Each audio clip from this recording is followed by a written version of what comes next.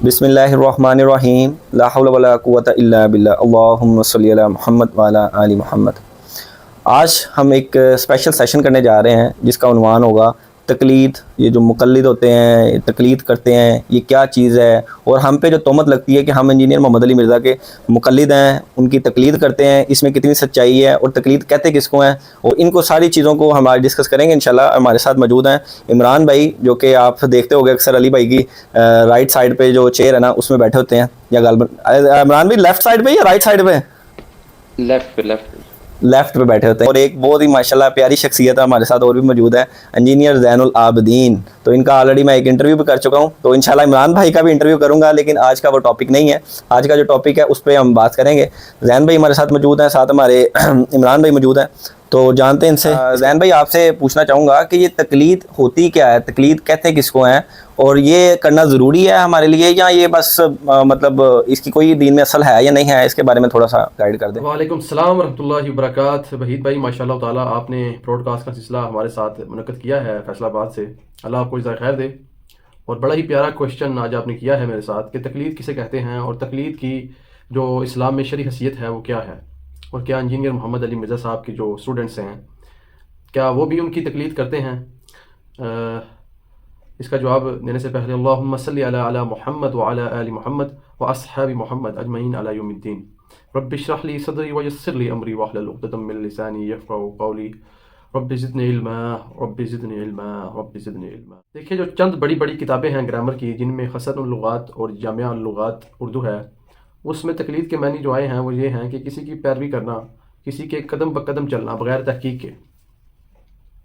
Even के हनफियों की एक किताब है मुसल्लम अल सबूत, जिसके अंदर राइटर ने इसकी तकलीद की डेफिनेशन करते हुए कहा है कि किसी गैर नबी के कौल को बग़ैर हुज्जत के, बग़ैर दलील के मानना जो है वो तकलीद कहलाता है। यानी किसी भी शख्स की, यानी कि नबी के अलावा किसी भी शख्स की आप जो है वो पैरवी करेंगे, उसके कदम पर कदम चलेंगे, उसके कौल को, उसकी तकरीर को मानेंगे बग़ैर सोचे समझे, बग़ैर तहकीक के, आंखें बंद करके। ये क्या है जी? ये है जी तकलीद। तो ये जो तकलीद है, जो कि इनकी अपनी किताबों में जो ये डेफिनेशन लिखी हुई है, ये डेफिनेशन यकीन मान लें कि ये कुरान मजीद फुरकान हमीद के बिल्कुल 180 डिग्री पर है। जबकि अल्लाह ताला जो है वो सूरत बनी इसराइल में फरमाते हैं आयत नंबर 36 के अंदर, वला तक़फ़ु मा लैसा लक बिही इल्म इन्न सम्अ वल बसर वल फवाद कुल्लु उलाइका काना अन्हु मस्ऊला। ए इंसान उस वक्त तक उस चीज़ के पीछे मत पड़ जब तक तुम्हें उस चीज़ का डेफिनेट इल्म ना आ जाए। बेशक तेरे जो है वो कान, आँख और दिल के बारे में तुझसे पूछ-गिछ होने वाली है। अल्लाह ताला तो ये कह रहे हैं कि ए इंसान, ठीक है। अब ये ना समझेगा ये काफरों के लिए है, ये तमाम उम्मत मुसलमान के लिए है। कुरान जो है वो पूरी उम्मत मुसलमान के लिए है, ठीक है, पूरी इंसानियत के लिए है कुरान, ज़रिए हिदायत। तो अल्लाह ताला तो ये कह रहे हैं कि ए इंसान उस चीज़ के पीछे उस वक्त तक मत पड़, यानी कोई भी तू काम कर रहा है, ठीक है, तो उसके पीछे उस वक्त तक तू मत पड़ जब तक तुझे उसका डेफिनेट इल्म ही नहीं है। और जब तुझे उसका डेफिनेट इल्म आ जाए तो फिर उस काम को सर अंजाम दे, ठीक है। और ये क्या कह रही हैं कि बग़ैर किसी तहकीक के, सोचे समझे बग़ैर किसी की जो है ना आपने बात माननी है और तकलीद करनी है जी, ठीक है। और ये इमामों के पीछे लगे हुए हैं कि हमारे इमाम जो हैं अक़रबुल हक़ हैं। और मेरे भाई इमाम तुम्हारे जितने मर्जी अक़रबुल हक़ हो जाएं, ठीक है, सहाबा इकराम से बड़ा कोई भी अक़रबुल हक़ नहीं है, ठीक है। वो भी एक दूसरे की बात को इस तरह से मनो तस्लीम नहीं किया करते थे, बल्कि वो नबी अलैहिस्सलाम जनाब रसूलुल्लाह सल्लल्लाहु अलैहि वसल्लम के हुक्म की पैरवी करते थे, उनके कदम ब कदम चलते थे। यहाँ तो शेख अहमद सरंदी जो हैं, इनके जो इमाम हैं मुजद्दिद अल-अफ़सानी, 1000 के मुजद्दिद जिन्होंने अपने आप को डिक्लेयर किया हुआ है, वो तो अपनी किताब में ये लिख कर गए हैं कि किसी मुकल्लद की जो है वो लायक ही नहीं है कि वो मुज्तहिद की बरखिलाफ जाकर कुरान और सुन्नत से अहकाम को अखज़ करे और उस पर अमल करे। अंदाज़ा करें आप, मुकल्लद मुज्तहिद की राय के बरखिलाफ जा ही नहीं सकता, ना ही कुरान और सुन्नत से अहकाम अखज़ कर सकता है और ना ही उस पर अमल कर सकता है। भाई ये कहाँ का कानून है, ये कहाँ की लॉजिक बनाई है आपने? क्या सहाबा किराम का ये क्राइटेरिया था? अहले शाम से तो एक सहाबी रसूल आए तो आकर हज़रत अब्दुल्लाह बिन उमर से अर्ज़ करने लगे कि ये जो हज तमत्तु है इसके बारे में आपका क्या ख्याल है। तो सहाबी रसूल फरमाने लगे, हज़रत अब्दुल्लाह बिन उमर, कि हज तमत्तु तो नबी सल्लल्लाहु अलैहि वसल्लम खुद किया करते थे। तो कहते हैं भाई हज तमत्तु को तुम ठीक कह रहे हो, जबकि तुम्हारा बाप सैयदना उमर रज़ी अल्लाह ताला अन्हु जो थे वो तो इससे मना कर किया करते थे। تو سیدنا عبداللہ بن عمر نے کہا کہ جہاں پر نبی کی بات آئے گی تو مجھ کو لوگے یا میرے باپ کی بات کو لوگے؟ ٹھیک ہے، تو آپ دیکھ لیں آگے سے اس صحابی نے بالکل بھی یہ بات نہیں کہی بھئی تو اپنے باپ کے خلاف جا رہا ہے، تو نے تو اپنے باپ کی گستاخی کر دی ہے جس نے رومن اور پرشین بیان کو اکھاڑ کے رکھ دیا تھا۔ نہیں، کیوں نہیں کی؟ اس لیے کہ ان کو پتا تھا کہ نبی کے مقابلے میں کوئی بھی چیز آ جائے، بڑے سے بڑا صحابی آ جائے، اس کی بات تو شاید کوئی نہیں۔ انہوں نے بالکل بھی ایسا نہیں کیا۔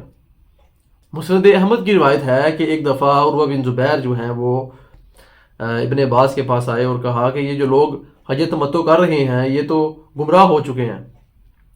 حضرت عباس نے فرمایا نہ، بالکل بھی گمراہ نہیں ہو رہے، نبی علیہ الصلوۃ والسلام نے تو حکم دیا ہے حج تمتع کرنے کا۔ تو کہتے ہیں حضرت عمر تو اسے منع کیا کرتے تھے۔ حضرت عباس کہنے لگے کہ آسمان سے پتھر برس پڑے تجھ پہ کہ میں تجھے نبی کی حدیث سنا رہا ہوں، نبی کا حکم سنا رہا ہوں، اور تو کہہ رہا ہے کہ عمر یہ کہتے تھے۔ شدید غصے میں آ گئے۔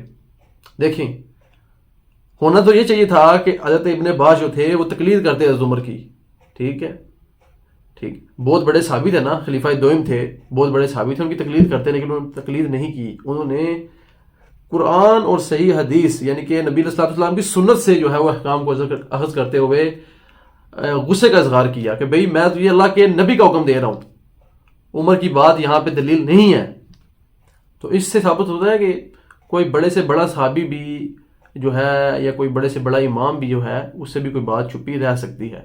یہ نہیں ہے کہ ہمارے امام جو ہے وہ اقرب الحق ہیں، آپ اپنے امام ابو حنیفہ کو اقرب الحق سمجھے بیٹھے ہیں، شافعی اپنے امام کو اپنے اقرب الحق سمجھے بیٹھے ہیں، مالکی اور حنبلی جو مقلدین ہیں وہ اپنے اپنے اماموں کو اقرب الحق سمجھے بیٹھے ہیں۔ تو بھئی بتائیں ہمیں کون اقرب الحق ہے، ہم کس کی بات مانیں؟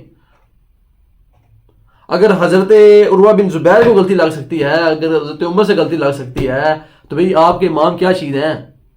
آپ کے امام تو شاید کوئی نہیں۔ اور شیخ احمد سرہندی صاحب کا جو قول ہے اس کے مطابق مجھے بتائیں کہ یہ شیخ احمد سرہندی صاحب کا یہ قول ٹھیک ہے؟ بالکل بھی نہیں۔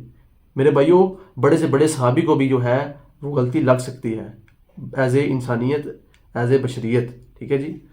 میرے بھائی جو بندہ بخاری اور مسلم کو دیکھ کر، جو بندہ قرآن و سنت سے ریفرنس سن لینے کے بعد، دلیل آ جانے کے بعد بھی یہ کہے کہ ہم تو اپنے بزرگوں کی لائے ہوئے دین کے اوپر چلیں گے، ہمارے بزرگ تو یہ کرتے رہے، ہمارے ماں باپ تو یہ کرتے رہے، تو میرے بھائی یہ زہر قاتل ہے اسلام کے لیے۔ بخاری اور مسلم میں حدیث ہے نا، بخاری میں 3212 اور مسلم شریف میں جو ہے وہ 6324 نمبر حدیث ہے۔ احسان ابن ثابت جو تھے وہ صحابی رسول تھے جو نبی علیہ الصلوۃ والسلام کو شعر سنایا کرتے تھے۔ تو وہ ایک دفعہ جو ہے وہ مسجد میں بیٹھ کے کچھ صحابہ کو شعر سنا رہے تھے، تو حضرت عمر رضی اللہ تعالیٰ عنہ آئے اور آ کے ان کو گھورنے لگے۔ تو کہتے ہیں ایسے نہ گھور، تو اس سے بہتر شخص تھا جو ہم میں موجود تھا اور ہم ان کو شعر جو ہے وہ سنایا کرتے تھے، اشعار سنایا کرتے تھے، ٹھیک ہے۔ تو حضرت عمر نے کہا لاؤ دلیل، کہاں ہے تمہارے پاس، کیا دلیل ہے؟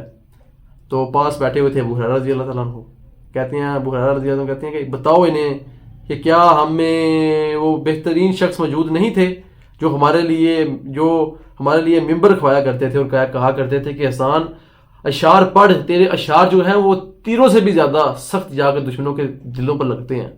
اور دعا کرایا کرتے تھے کہ جو ہے وہ اے اللہ احسان ابن ثابت پر روح قدس کے ذریعے سے جو ہے احسان ابن ثابت کی مدد فرما۔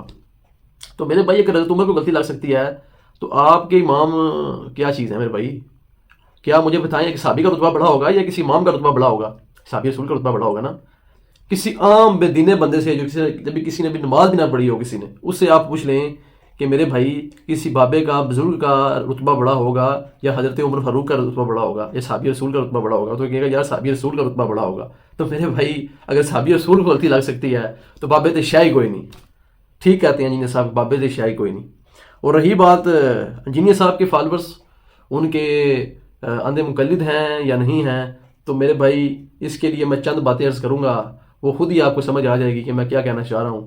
مجھے بتائیں کہ کیا وہ اندھا مقلد ہوگا کہ جس سے ہم یہ پوچھیں کہ بھئی نماز میں جو آپ رفع دین کرتے ہیں وہ کہاں لکھا ہوا ہے، اور وہ کہے سلو کما رأیتمونی اصلی، بخاری شریف 631 نمبر حدیث، ٹھیک ہے؟ یا وہ مغلط ہوگا کہ جسے ہم پوچھیں کہ بھئی یہ تم نماز تم پڑھ رہے ہو یہ کہاں ثابت ہے، اور وہ صرف کھلنے لگ پڑے اور آپ کا منہ دیکھنے لگ پڑے۔ یا کسی سے ہم یا پھر وہ مقلد ہوگا کہ جسے ہم پوچھیں کہ بھئی یہ جو نماز جنازہ میں سورۃ فاتحہ پڑھتے ہو یہ کہاں لکھا ہوا ہے، اور وہ ابن عباس کا قول نقل کرے بخاری سے 1335 نمبر کہ سیدنا ابن عباس جو تھے وہ اونچی آواز میں فاتحہ کے ساتھ جو ہے وہ نماز جنازہ پڑھا کرتے تھے، اور وہ آپ کو یہ دلیل دے. یا وہ بندہ مقلد ہوگا کہ جس بندے کو آپ پوچھیں کہ بھئی جو نماز جنازہ آپ پڑھاتے ہیں وہ کہاں ثابت ہے، اور وہ بندہ آپ کا منہ دیکھے، پریشان ہو جائے اور آپ سے بحث کرنے لگ پڑے. وہ بندہ مقلد ہوگا کہ جس سے پوچھا جائے بتاؤ کہ جو تم نمازوں کو جمع کرتے ہو یہ کہاں لکھا ہے، تو وہ بتائے کہ مسلم شریف میں 1628 نمبر 1629 نمبر حدیث ہے کہ نبی علیہ السلام بغیر خوف کے، بغیر سفر کے، بغیر جو ہے وہ بارش کے جو ہے وہ نمازیں جمع کیا کرتے تھے اور نمازیں پڑھا کرتے تھے. ٹھیک ہے. یا وہ بندہ ہوگا کہ جس کو کہے کہ یار کہ تو نمازیں جمع کیوں نہیں کرتے، اور آپ کا منہ دیکھے ہیں یہ کہ نمازیں کر لی ہیں جناب، تسی زور اثر کٹھی پڑھ رہے ہو تو مغرب عشاء کٹھی پڑھ رہے ہو. وہ بندہ مقلد ہوگا کہ جس سے ہم یہ پوچھیں کہ بھئی اذان سے پہلے جو تم صلاۃ السلام پڑھتے ہو وہ کہاں ثابت ہے، اور وہ آپ کا منہ دیکھے.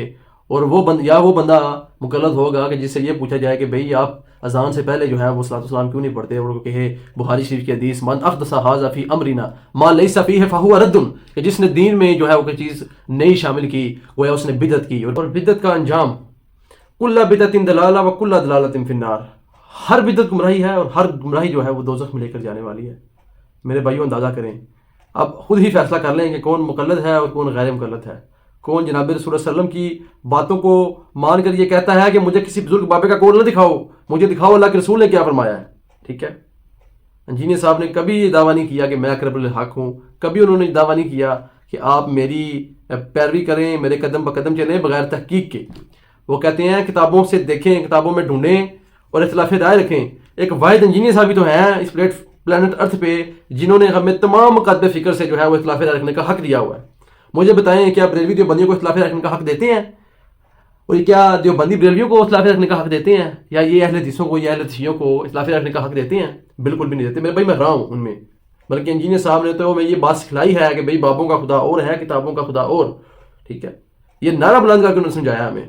اور کون سی کتابوں کے ساتھ جوڑا انہوں نے؟ قرآن اور صحیح حدیث کے ساتھ، کہ نبی صلی اللہ علیہ وسلم نے فرمایا تھا کہ میں تم میں 2 گراں قدر چیزیں چھوڑ کے جا رہا ہوں. ایک قرآن جو ذریعہ ہدایت ہے، اللہ کا نور ہے، اللہ کی رسی ہے، اس کو مضبوطی سے تھامے رکھنا اور تفرقوں میں نہ پڑنا.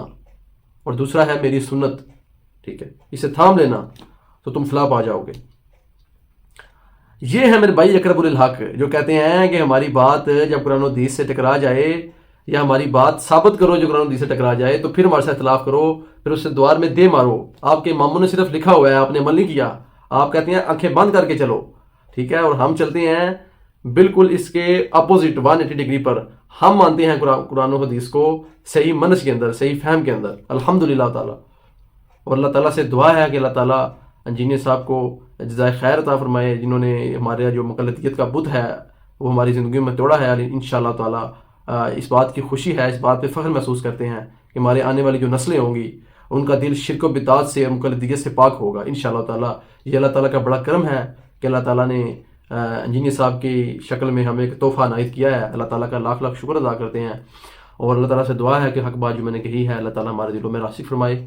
جس بات میں میرے منہ سے کوئی غلط بات نکل گئی ہے اللہ تعالیٰ ہمارے دلوں سے دو ڈالے، اور ہمیں قرآن اور صحیح احادیث کا صحیح منہج، صحیح فہم عطا فرمائے، اور ہمیں حق اور باطل میں فرق کرنے کی توفیق عطا فرمائے، اور ہمیں جو ہے وہ شرک سے، بدعات سے اور کسی کی اندھا دھند پیروی کرنے سے اللہ تعالیٰ جو ہے وہ محفوظ فرمائے. آمین ثم آمین. جزاکم اللہ خیر. احسن الجزاء.